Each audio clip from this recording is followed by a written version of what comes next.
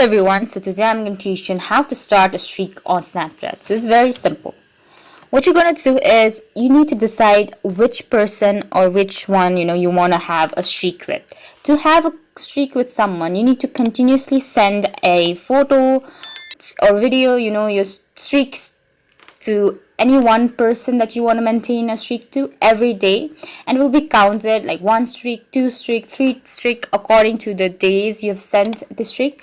So if I click a photo right over here and I want to send this snap to, suppose, this person right over here, and I send the snap to this person. So I need to continuously send this person snap to create a long streak. Similarly, this person should also send me streaks. So it should go both ways for a streak to happen. So this is how you can easily, start a streak on Snapchat.